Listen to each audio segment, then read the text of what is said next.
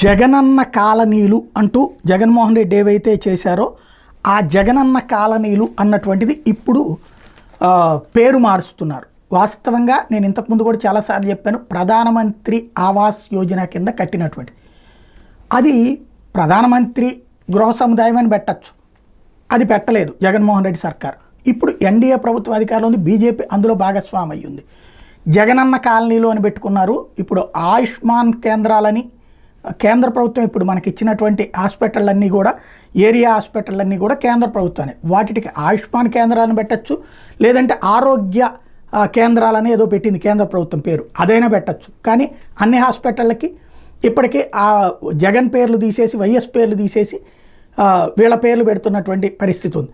అదే సందర్భంలో జగనన్న స్మార్ట్ టౌన్షిప్లు అన్నటువంటి పేరుతో ఎంఐజీ లేఅవుట్లు ఏవైతే వేశారో వాటిని ఎన్టీఆర్ స్మార్ట్ టౌన్షిప్గా మారుస్తూ పురపాలక పట్టణాభివృద్ధి శాఖ ప్రత్యేక ప్రధాన కార్యదర్శి అనిల్ సింఘాల్ ఉత్తర్వులు జారీ చేశారు. టోటల్గా రాష్ట్రంలో 32 చోట్ల ఇట్లాంటి లేఅవుట్లు చేస్తున్నారు. అది మరొక సంచలనం.